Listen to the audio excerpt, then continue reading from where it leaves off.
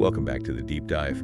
Today we're getting into a story that really pulls you in. It's packed with regret, intense public scrutiny, and this huge weight of a single missed moment. We're talking about the core mystery.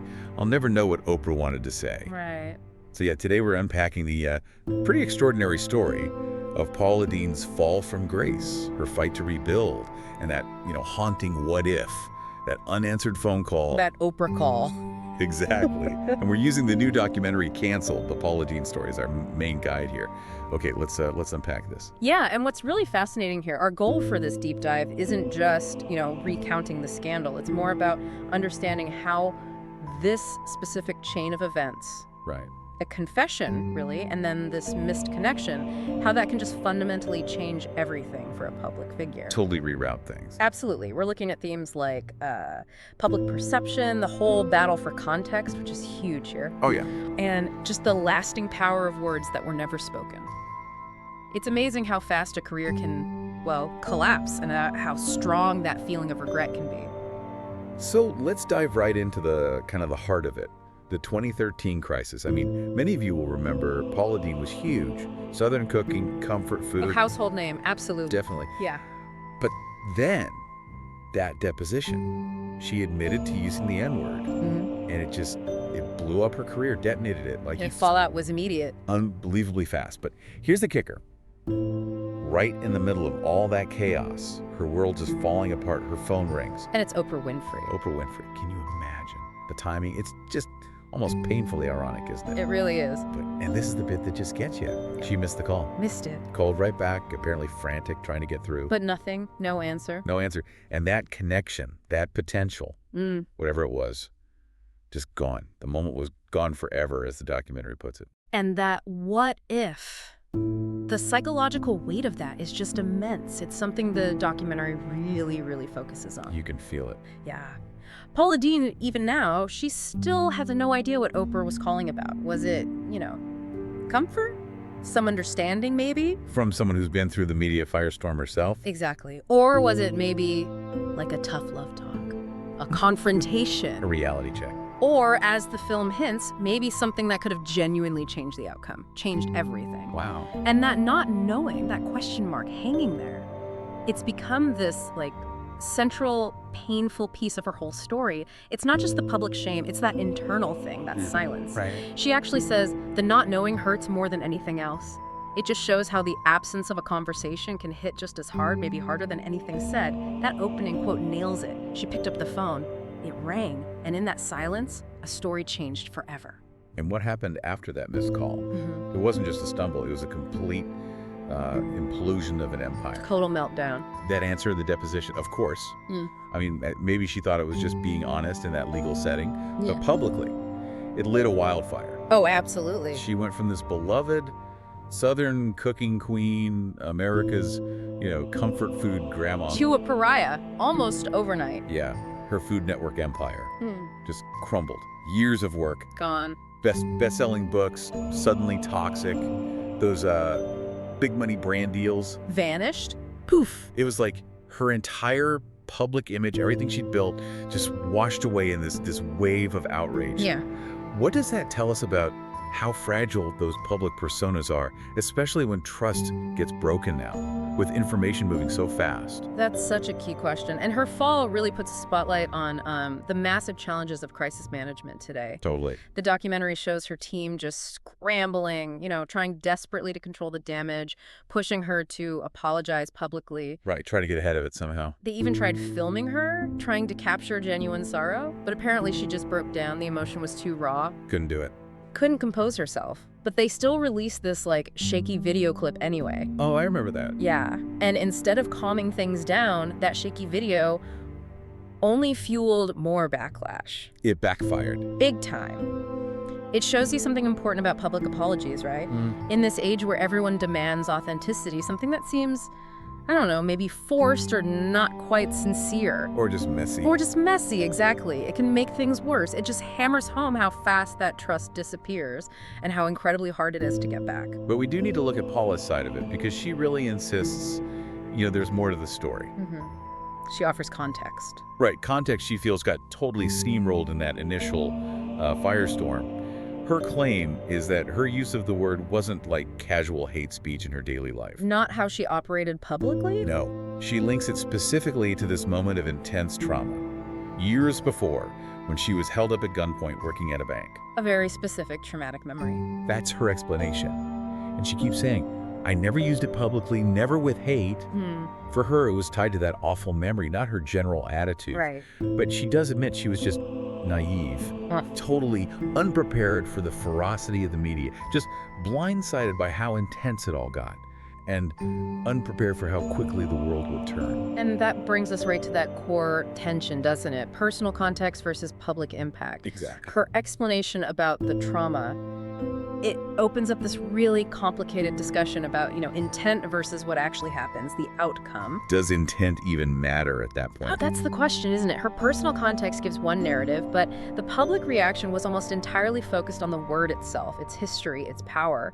Her private reasons almost didn't register. Right. And admitting she was naive and unprepared, that's a pretty stark admission from someone in the public eye, suddenly caught in this huge societal moment. Yeah. If you zoom out, it raises these big questions about, personal accountability, the historical weight baked into language. Especially that word. Especially that word. And just how unforgiving public judgment can be now. How much room do we, as a society actually make for personal context when the impact is so significant? Can explanations, even if sincere, ever really fix that kind of public damage? It's empathy versus principle, in a way. The documentary does a really good job, I thought, of bringing in other voices, too. Yeah. It's not just Paula's story. Widens the lens. Yeah, you hear from her sons who, they stood by her the whole time. You get a sense of the personal, the family cost. And her attorney is in there, too, arguing pretty strongly that the context was ignored. That maybe a legal deposition just wasn't the right forum for that kind of revelation to hit the public sphere. And adding to that, there's this really interesting insight from a Black culinary historian in the film. Oh yeah, that was surprising. Right. This historian points out that, in their view, the loudest voices canceling her weren't Black audiences but white ones. Which kind of flips the script on what you might assume. Exactly. It challenges those easy assumptions about who drives the condemnation in these situations, especially back then, kind of early days of cancel culture. Right. It suggests things are maybe more complex, that the motivations aren't always straightforward, and there can be, dynamics within groups just as much as between them. Makes you think about who's speaking and why in these big public blow-ups. But the film also brings back a major critic, a really loud voice against her, Anthony Bourdain. Ah, yes, Bourdain. We hear his assessment, him calling her the most dangerous woman in America. Pretty harsh stuff. Incredibly harsh. And it wasn't just a one-off comment. The documentary uses old clips, and his disdain is described as sharp, unrelenting. Yeah, he had strong feelings about her whole brand, her style of cooking, way before this scandal even hit. He really did. Saw her as sort of embodying problems in American food culture. It does make you wonder sometimes with these public feuds, how much is really principle versus just personality clashes blown up by the media? That's a really interesting angle. And Paula's response to Bourdain years later is telling, too. She sounds hurt, but also defiant. What did she say? She said, he didn't like anybody, not even himself. Oof. Yeah. It's more than just a comeback, right? It speaks to those lasting scars from public fights, their feud, which was never resolved, obviously, because he passed away. Right. It just hangs there. Another ghost in her story, as the film puts it. It shows how these conflicts can just echo on and on long after the headlines fade, affecting people deeply. Bourdain's words, even after he was gone, still shaped part of her story. So after all that, the scandal, the backlash, the fight to come back, it keeps circling back to that phone call. The Oprah call. The shadow of that one missed call just looms over everything in the documentary. It really feels like the central thread. It is. And we're just left wondering, endlessly guessing, what was Oprah going to say? Was it advice, compassion? A lifeline, maybe? A way to navigate the storm? Or maybe the opposite, a tough, you need to understand this kind of call. A stern reality check, yeah. From someone who gets the weight of that public platform. And the tragedy, the real sadness of it is just, we'll never know. Nobody will. It's the ultimate unresolved what if. And that's exactly why the film's main message hits so hard. Her story, as presented there, isn't just about a scandal.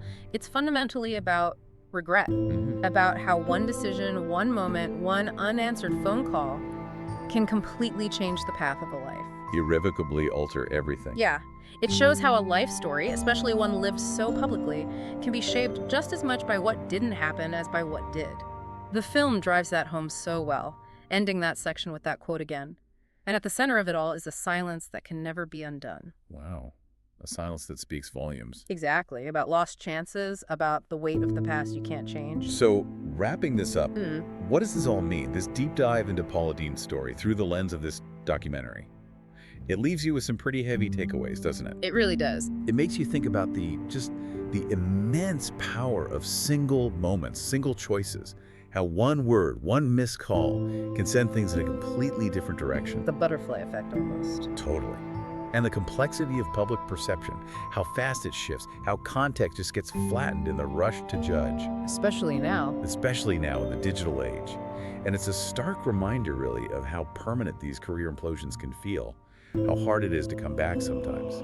It's about fame being fragile and mistakes having massive consequences. And maybe the big question it leaves us, you, the listener, to think about is, what about redemption? Is true redemption even possible in the court of public opinion today?